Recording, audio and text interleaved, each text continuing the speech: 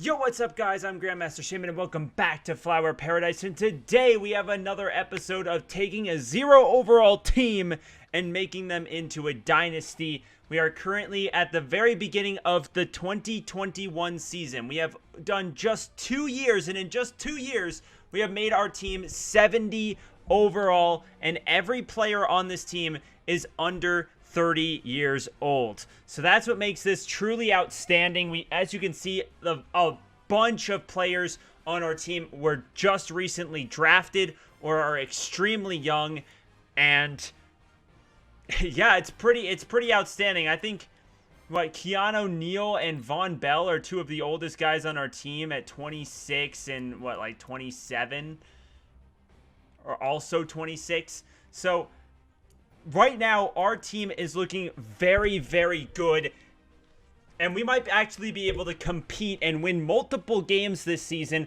We obviously went 1-15 last year in just our second season with the team, and we opened up the preseason probably heavy underdogs, as it looks like one of our free safeties actually got a nice little upgrade in Gulls.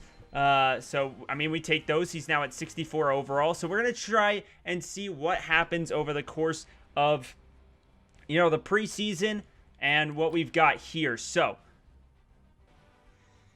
we ended up losing our first preseason game by just 7 points, 24-17, which really is pretty darn awesome if you ask me. And by the way, I did forget to say it, but if you guys wouldn't mind hitting that little like button down below for me, that would be very, very much appreciated, as well as subscribing to the channel. I could go in and look at the actual results for the game, but I think I'm going to call it good here. I don't really feel like there's much need to go into it, so we're going to move on to the next game of the preseason and see where we can go from there. As we start off 0-2, we did lose to the Redskins this time. We lost by just 3 points, 28-25 in the preseason. No upgrades for us once again this week as we move on to the third week of the preseason. Well, we have a big decision because we have to cut 14 players from our team, and we are going to do that, but we do have 2 new injuries to look at. We have Will Harris with a partial PCL tear. He is out for 6 weeks. He is one of our 12 overall guys, so I'm not really too worried about that. But we do have our rookie middle linebacker, Roman Fields, is out with a broken thumb for 3 weeks, and that really worries me a little bit, so we might have to look into that. But right now we have to cut 14 players. Should be relatively 3 upgrades for our team. So we got our center, which is, we're going to upgrade his agility here, as Nash Scharf goes up 3 run block finesse. We take those. So then we got our wide receiver, Jeffrey Bernard. We're going to increase his physicality, get him some nice, get those muscles working, awareness, medium route, release, short route, and spectacular catch. Not too shabby there. And then we've got our tight end, Colin Jeter. Just going to increase his possession catching, putting him up to 58 overall, or 68 overall, my apologies. But now we have to pay very close attention here because our backup linebacker is going to start here, and that worries me quite a bit because we don't really have a solid backup linebacker, obviously. So right now, unfortunately, with him gone, we've got to look at who we can play at this position. And there aren't a lot of options, to be honest. Luckily, this week is the preseason, but next week we will not be so lucky, and we need a starting middle linebacker, especially as kind of the bulk of this team. Now, I could put Ryan Shazier there, or oh man, I really think that we should cut somebody else and grab ourselves a, because it is the preseason, might want to grab ourselves a middle linebacker out of free agency to start.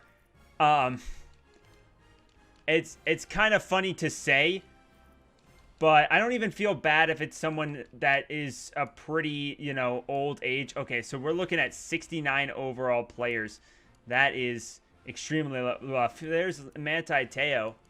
But let's go to zone coverage. Let's see who has the highest zone coverage. It's Maurice Alexander. He's in his 7th season. Let's see if any of these guys. So this guy is 69 overall. I'm going to have to sign him to the active roster. And he is going to be on the team. So we're going to have to cut ourselves. We're going to have to cut ourselves a player here. We're going to cut Justin Coleman from the team. So he is gone. So once again, another 12 overall player has been released. Finally, leaving us with only about 7 or so. Slowly but surely, we will... Yeah, so Connolly will start for us in week 1. Assuming he doesn't get injured this week. And that'll... Look at that. Our defense is ranked 77, which is kind of insane to think about. So we lose 21-7. And week 1 is upon us. And we actually can sign the middle linebacker that we just barely signed to a longer deal if we want to. I think a lot of these guys, though, will probably wait. These 3 guys are definitely not coming back. I'm so glad that we can actually get rid of them finally. But most of these guys, we're probably going to wait until the end of the year, see where everyone's at before we make any big decisions.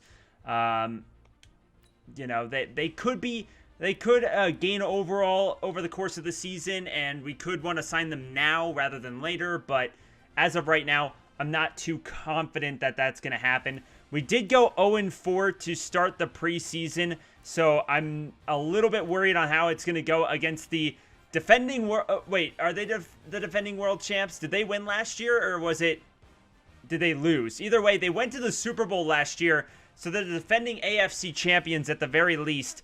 And we get to play at Cleveland to start off the season. And we're actually a competitive team. We're 72 overall. I want to kind of watch to see how our team plays out in this week. So hopefully you guys do enjoy. I'm going to cut it down a little bit. We're not going to watch the entire course of the game. But we will watch some big plays and some big moments. So stay tuned. Welcome, everyone, to the start of a brand new football season. The 2021 season is upon us, and we are underway here in Cleveland as the Cleveland Browns take on the Portland Snowhawks. And the defending AFC champions are taking the field as Baker Mayfield leads them out onto the field. So a big-time game for Baker as he has to take on the slowly improving team. They went 1-15 last year and 0-16 the year before that. So probably not the biggest challenge, but they're slowly trying to get more involved in the NFL. As he steps back, looking to pass, throws. He's got a man. Oh, almost intercepted on the opening play of 2021. As we look at the Cleveland Browns offense. Let's see if it's changed at all. No, it's pretty much the same. Dearness Johnson is the backup, but mostly the same. Baker Mayfield with the single backfield. Looking, hands the ball off here. And Nick Chubb takes it a decent gain there for 8 yards. Here comes Baker Mayfield once again. Single backfield. Stepping back, hands the ball off, and Chubb takes it to the 35, first down, Cleveland. As Fuller gets the tackle there. One of the biggest weaknesses for Portland is going to be their defensive line as they throw it out to Odell Beckham, who gets swallowed up. But he does gain about 2 yards on that one. As we look at the Portland defense, we already know exactly who's on that team. As the Baker Mayfield is in the shotgun. They fake the handoff to Nick Chubb, throws it, and it's intercepted! And taking it the other way is Cone, the second-year corner out of Notre Dame. Oh, man. And Cone gets the interception on Baker as the first drive for 2021 ends in an interception to the second-year player out of Notre Dame, and great starting field position for the second-year quarterback out of Rice. Running the ball with Booth for 3. The rookie running back poised to try and make a statement here in his opening season. Hands the ball off again, has a hole, and he gets past the first down marker. And a good start for Portland, trying to win their second consecutive regular season game. Faking the handoff, looking, and he's got a man wide open. First down, it's Kane throwing to his big old target Slade for a first down and 22 yards. Wow, what a start to the game for Portland. They hand the ball off once again to the rookie running back.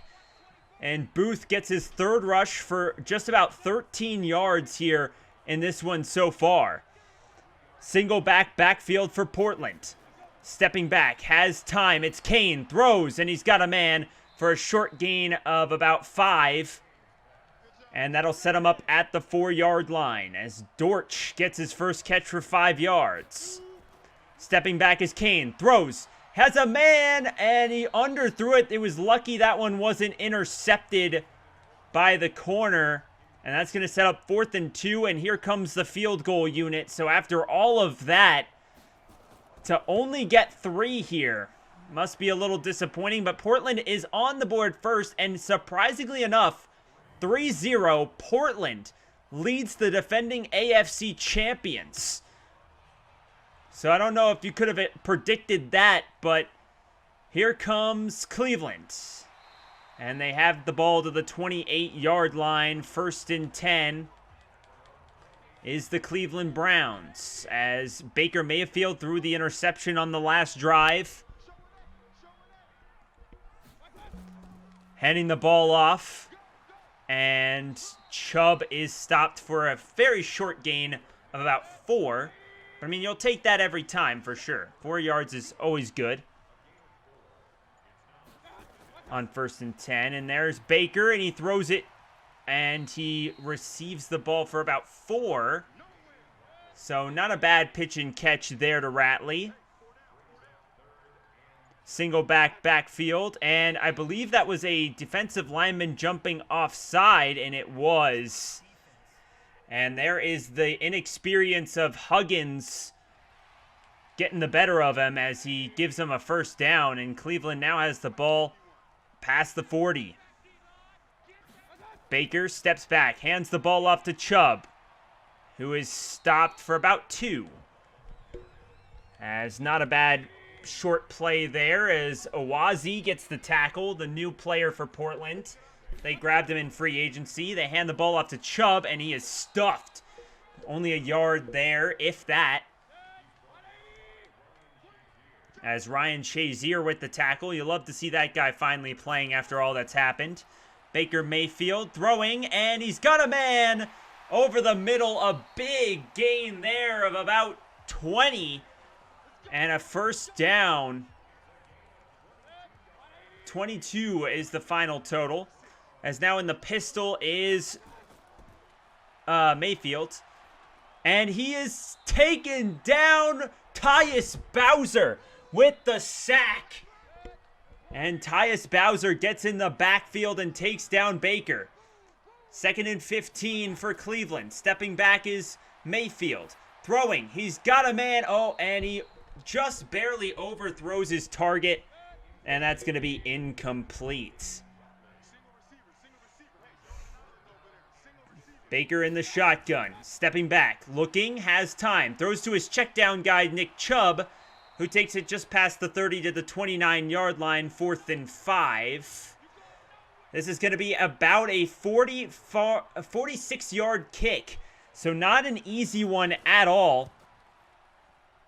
And he puts it through. So no problem there for Cleveland as they get the ball through the uprights 3-3. 5:23 to go in the first quarter. And not a bad start for Portland. They've held the defending AFC champions to just 3 points, and compared to this team that was 0-16, allowing 90 points a game 2 years ago, to this team that is tied with the AFC champions, they have made a vast improvement. And there's a juke move, and he's gonna go, and a big run there for the rookie after the catch, and that is a big first down for Portland, getting him past midfield on just one play. Booth runs for 26, the final total. And there's a nice little scamper for 4 there afterwards, as Booth has made a big impact in this game. As you look at the bottom screen, Minnesota just scored it on Washington to go up 7-0. And there's a nice little pitch and catch there. And I believe that was the tight end again, as Kane has targeted him twice. And that is Slade up to 33 yards receiving. Handing the ball off to the rookie running back, and he takes it for not anything. No yards there. Single backfield for Kane. 2nd and 10 is the current down, sending a man in motion. Stepping back is Kane, looking to throw. Has his check down man, and he gets it for a short gain to about the 27 for 7 yards. I formation here, as that was Brandon Cooks, who they signed in free agency, and I believe that was a false start on the running back, which I don't even know can really happen because he could have just been going into motion. But regardless, stepping back is Kane.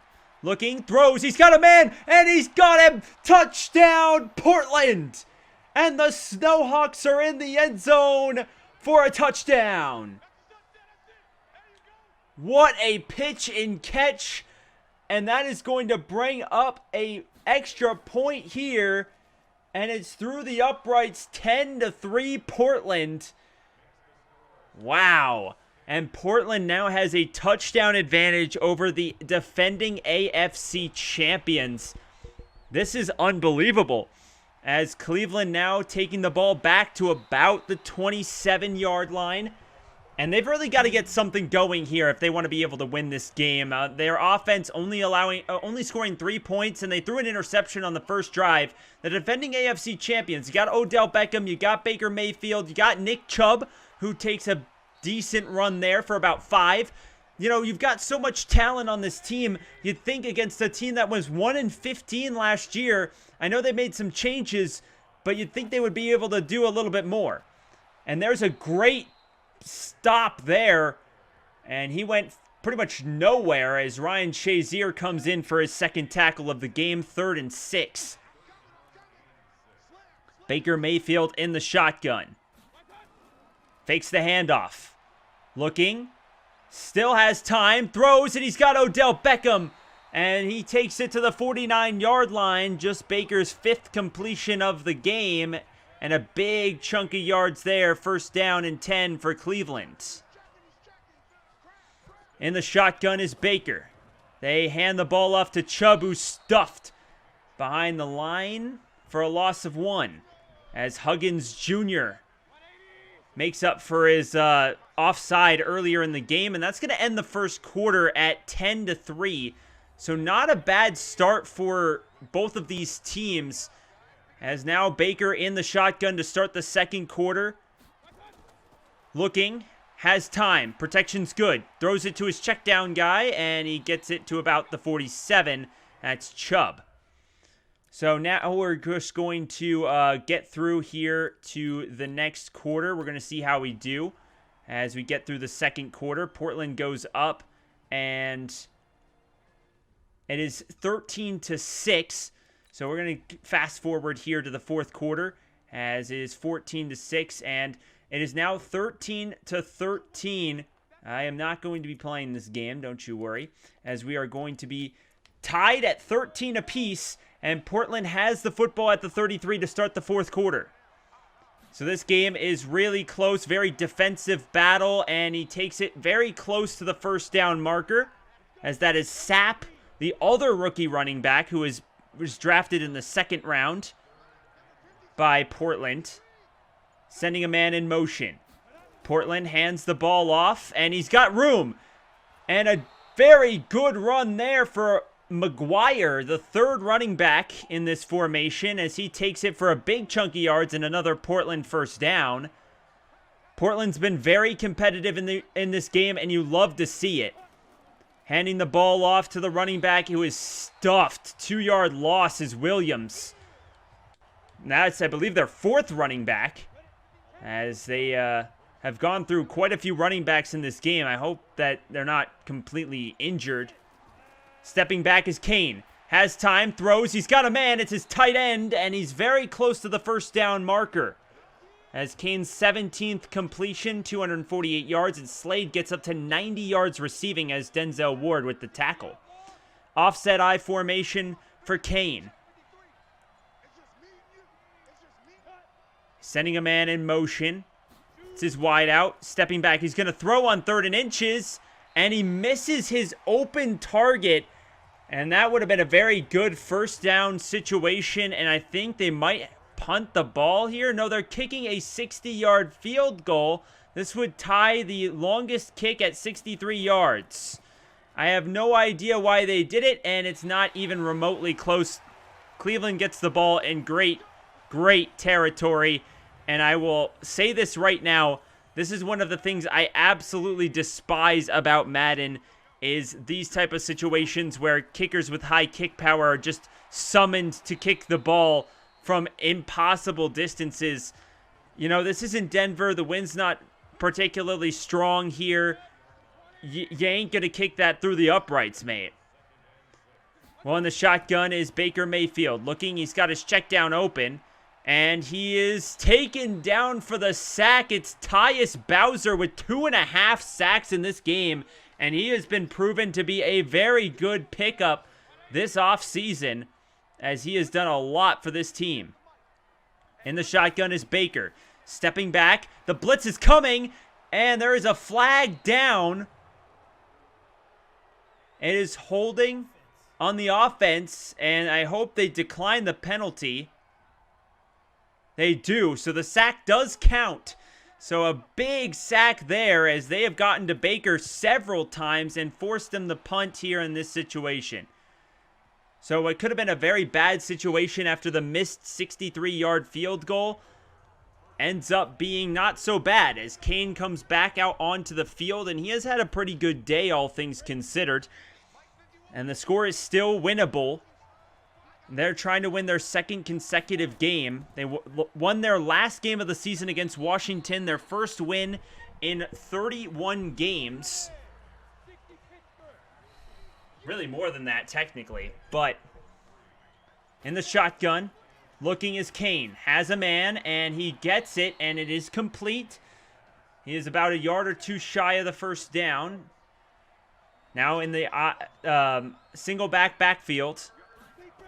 Looking, Kane throws, and it's a great defensive effort to knock the ball away, and that is going to force another punt here from Portland, as the score is tied at 13, and there is the punt away deep. A very deep and great punt, and it does go into the end zone, albeit barely. I thought that was going to be one of the better punts that we have seen. It was very, very close. Very good effort, but unfortunately it does go into the end zone, so they'll have it at the 20. Offset I formation is Baker. Hands it to Chubb, who takes it for 4, and that'll put Chubb over 100 yards rushing on the day. As Cleveland has over 100 yards rushing and 122 passing yards. As the pass defense has been pretty good for Portland, but the ball does get through to the first down marker. I believe that's probably Njoku. It is Njoku on the catch there, as a single backfield for Baker is Shazier on the tackle. Handing the ball off, and he is stuffed for no gain. A couple of guys meeting him in the backfield. That one will go credit to Afriai. Handing the ball off to Chubb, who's got space. Takes it past the 40 to the 45-yard line. And that's going to put him over 115 yards rushing on 26 attempts, since Von Bell has to come in and make the tackle from his safety position. tossing the ball to Chubb again, who's got more space and takes it for 5 more yards. And this team has been very bad defensively the last 2 years, especially against the run. So that could be very costly in this type of situation, as Nick Chubb is just so good. And there's a big hit there as Johnson takes it for just about nothing. Shotgun formation. Stepping back is Mayfield. The pressure's on, and that one was very close to being in a bad situation, but it falls innocently to the ground, and they punt. Surprised they're not taking the field goal here, considering how close they are to the 60-yard mark. And that one will go out of bounds. A decent kick out to the 17. They'll take that pretty much every time. And now at 5.5 minutes to go, Portland has a chance to try and drive down the field. They start with the offset I formation. Sending a man in motion. I believe that's probably Cooks. Throws to the check down, and he did catch it. It bounced off his face mask, but he did end up catching the ball, so that's going to be a nice 6-yard gain. Very, very close there, as in the shotgun. Here comes Kane throwing. He's got a man. It's his running back who takes it past the first down marker, and another big gain for Portland, as Williams gets 6. Stepping back is Kane. Throws to his check down guy, and he gets hit as he's trying to catch it and can't reel it in. Kane 20 for 30 on the game passing. He has 300 yards. Sending a man in motion. Portland steps back. It's Kane throwing. Found his target, and he gains 2. Short little gain there to the tight end, and I mean, they'll take that. 3rd and 8. Better than getting sacked, as Myles Garrett came off the end. There's the check down, and he gets absolutely swallowed up. 3 yards there, and 4th down and 5, as Portland's going to put the ball in the hands of their defense. Some great defense in this game, as the score is 13-13. Kind of what you expected, and that one will go out the back of the end zone. This punter has just been rocking these balls all the way down the court, if you will. And now Baker Mayfield, single backfield, looking for an opportunity. Hands the ball off. And Chubb gets 4. And that could be a difference. A field goal could win the game. This could be the last drive. Pistol for Mayfield. Stepping back, looking to throw. Has a man, it's Odell Beckham. And he stopped after a pretty decent chunk to the 33, as the 2-minute warning is now upon us. 13-13, Cleveland and Portland. And the defending AFC champions have their hands full, with the former 1-15 team looking for their 2nd win in a row. The momentum could be there after last season, but a big pitch and catch to Njoku, and that is going to give him the ball at the 46. Hurry up offense. All 3 timeouts still for Baker. Throws, and it's Odell, and he breaks a tackle, and he's down to the 34. A timeout by Cleveland, and that could be the game right there. Oh, no, that's timeout by Portland, as that could be the game right there. They hand the ball off to Chubb, who takes it for 5 to the 29-yard line, or 6. Marshawn Lattimore with the tackle. Handing the ball off to Chubb again. He gets a big run there, and he's past the 15 to the 13-yard line, and another timeout. Portland has none remaining. Cleveland in the shotgun. Hands the ball off to Chubb, who's stuffed. Finally finding an answer to Chubb on this drive, as he has just plowed through this defense. Single backfield for Mayfield. Handing the ball off to Njoku on a running play, and he takes it to the 6 as time continues to tick away here. 33 seconds and counting, and a timeout called by Cleveland with 31. Maybe they needed to run a different play. I'm not sure what they were going for there, but I formation for Cleveland. 2 timeouts remaining for them with 31 seconds on the clock. Handing the ball off to Chubb, who is stuffed behind the line, to the 5. The ball is ticking down to 5, 4, 3, 2, and the kick is up, and it's good. The defending AFC champions have beaten the Portland Snowhawks at the very tail end of this game, and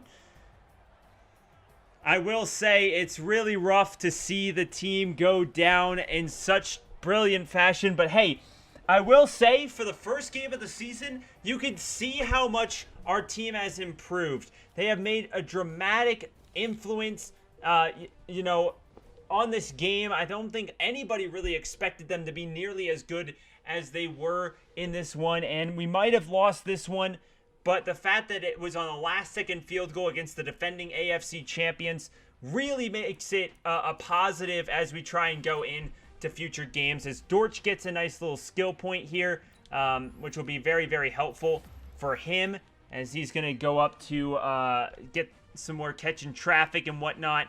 He's been very, very helpful for us to this point, as we end up going down here to the Cleveland Browns. Decision to make here. Our rookie versus the 69 overall player that we just put in here. He had 4 tackles in the game against Cleveland, or 4 total, 3 assisted tackles and a tackle in the game against Cleveland.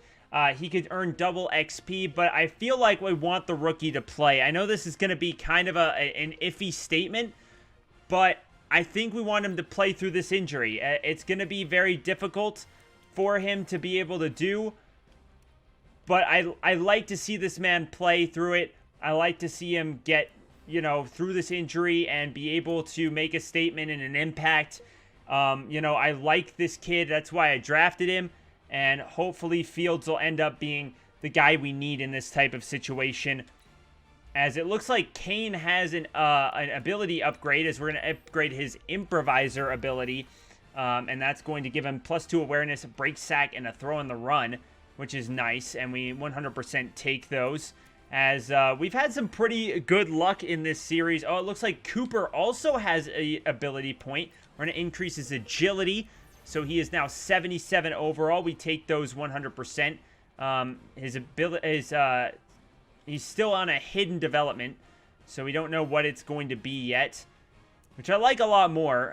And Cone obviously played a terrific game. He had that interception, so we like to see that 100%. So this is what our team is looking like right now as we move into the game against the Green Bay Packers. No one expects us to win this game. Can we do it? Unfortunately, it was not meant to be. We got 21 skunked in the fourth quarter. It was close. We had a 17-14 game, but we just were not a very good team in the fourth quarter. We played well, all things considered. Kane had 2 touchdowns and interception for 210 yards. We held Aaron Rodgers under 200 yards passing. However, our run defense has been abysmal, and we allowed 161 yards for Aaron Jones. Brendan Booth had 60 yards rushing on 16 attempts, which is pretty decent. McGuire had a few, and Travion Williams and Sapp had a couple of attempts as well. In terms of receiving, Brandon Cooks had 70 yards receiving. Booth had 42 yards receiving, and Slade, our tight end out of Notre Dame, had 41 receiving yards as well. We had some not super great tackling in this game as well. We didn't get any sacks, and Jare Alexander was the only interception in that game. So definitely could have been better for us, but we showed some positives. As I don't really think there's any need to go after any of these players at the moment. We'll see how that goes, that pans out over the course of the season. As Fields is officially recovered from injury, which is really nice. The rookie out of San Diego State will hopefully help our team out at that linebacker position. But it does worry me that his injury has gone down due to being injured this season.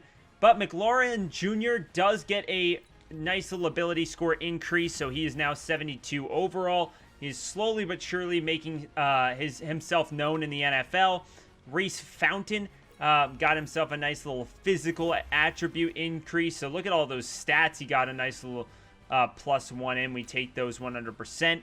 Fuller, we're going to increase his power rushing ability. I know that doesn't give him an overall, but, you know, we take what we can take at this point. DeMarco at 63 overall, now up to 64 overall as we increase his zone abilities a little bit. Quentin Bell is able to increase his power rushing, so he should be pretty good in that regard, which is nice. Derek Cohn, our corner, we're going to increase his zone capabilities because, again, we need zone coverage in this scheme. And then Philip Slade, our rookie tight end out of Notre Dame, 100% going possession here as he moves up to 60 overall. Nice to see those stats go up. He's still, you know, we still don't know what he's going to be in terms of his ability score or his, you know, dev trait, but we'll see how it goes as we take on, there it is, the defending Super Bowl champion Arizona Cardinals. They beat Cleveland in the Super Bowl. So we're going to face Kyler Murray and that tough Arizona football team. And then we'll see where we go. I'm not really sure exactly how long these episodes are because I've not done any of the editing yet. So I'm not entirely sure how I'm going to go about it. But let's go and see if we can beat the Cardinals. So not a good outlook. Unfortunately, the defending champs walloped us 41-14. I feel like we did a lot better in like the actual simulations than this. But Kane had a touchdown and a pick. We did get to Kyler Murray twice, which is nice. Held him under 200 yards. However, Breda, again, 134 yards. But that's the thing. We're at Tampa 2, and the biggest part of a Tampa 2 is that we're a pass-oriented defense. And that's just going to be how it's going to be sometimes. Booth only had 18 yards rushing. Sapp had 24. Not a super great day on the ground. Antonio Brown caught 66 yards. Emmanuel Hall got a few. Williams got a few. Cooks got a few. So not super great there. A few tackles here and there. Tyus Bowser and Daniel Fuller got sacks. So that's, you know, slightly helpful. Buda Baker got the interception on us. So we lost 41-14 after losing 38. So not a very good start to the season in terms of that 0-3 ability. We do have a couple of increases. Brendan Booth got himself an upgrade. So we're going to upgrade that elusive back here as he is going to go up awareness, 2 carrying, 1 speed. He's looking pretty darn good, all things considered. Then we got our center. We're going to increase his pass blocking, I think, on this one. As it gets a nice little upgrade there. Emmanuel Hall is getting an upgrade. We'll, again, go physical here. Feel like that's the way to go as we get that. And Marquez Tucker, our right tackle. We're going to increase his agility. I think he's a backup right tackle, but hey, I mean, you take what you can take, and you know, at this point, we can't really complain too much. We are 0-3 though, and we have a big game against Philadelphia. So we lose by almost the same score. Last week was 41-14. This one was 42-14. So we're not exactly getting better. We did throw 2 interceptions, but he threw for 242 yards. And then, of course, Miles Sanders ran for 132 yards because we cannot contain the running back. And even the rookie ran for 48. Booth only ran for 28 yards, averaging only 2 yards a carry. That's not very good. Emmanuel Hall got quite a few receiving yards, which is not bad. Slade's been trying to pick up some slack receiving the ball at tight end. McLarkin had 11 tackles, which is nice. Yeah, Fletcher Cox sacked us 3 times by himself. And then Tyus Bowser and Daniel Fuller both got half sacks. And then Avonte Maddox picked us off twice. He did it himself. So, not a good start. A nice little upgrade for one of our right ends, so he's going to move up to a nice little 65 overall, which isn't too bad. You know, we take what we can take. He's in his 3rd season, so he's kind of reaching the threshold of how good he can really be. But we take on the 1-3 Pittsburgh Steelers at home. We have lost all 4 games to start the season, keeping us at 0-4. I really hope we don't go 0-16. I was so hoping, you know, we're up to 73 overall as a team. We've slowly been improving. Can't we get something here? Woo! We did it! There is our second win of franchise mode. 27-24. We beat the Pittsburgh Steelers at home. And man, oh man, am I excited. We got our second W. Our first of this season, of course. But, oh man, it's felt like so long. But we're making some massive improvements from our 0 overall team. He had 316 yards passing and 2 touchdowns with 0 interceptions. We did get to Mason Rudolph once, which is nice. Booth had 51 yards. Look at that. We held James Conner under 50 yards rushing. That is our best rushing defensively rushing performance that I have seen us make at this point. That's phenomenal. We did allow Deontay Johnson to get 2 touchdowns and break out for an average of 57 yards a catch, which is kind of insane. But Emmanuel Hall had 78 yards receiving. Philip Slade, our dude out of Notre Dame, I'm telling you, he is going to be a master. And Brandon Cooks all at over 50 yards receiving, which is really nice. Defensively, you know, Blake Martinez did pretty well.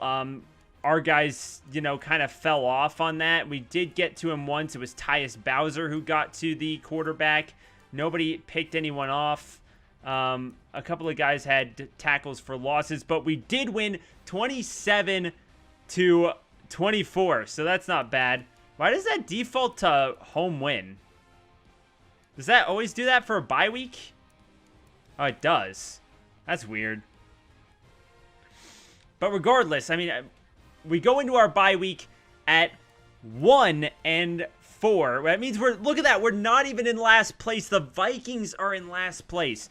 That is absolutely phenomenal for us as Will Harris returns from injury, which doesn't really help us out too much considering it was 12 overall.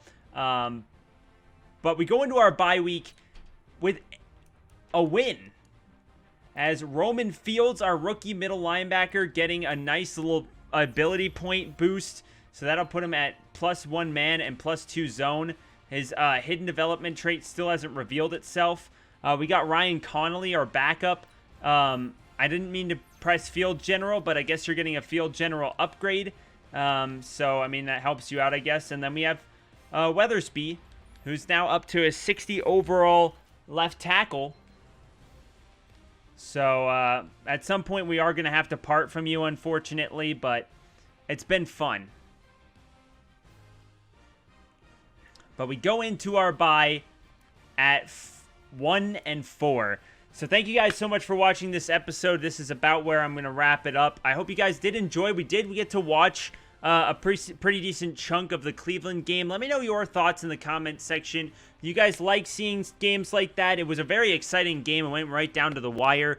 And hopefully you guys are excited for the second half of the season as we try and continue to progress our team going into the future and try and make our team a dynasty. So we'll see you all in the next episode. Make sure you guys like, comment, subscribe, all of that good stuff, and we'll see you then.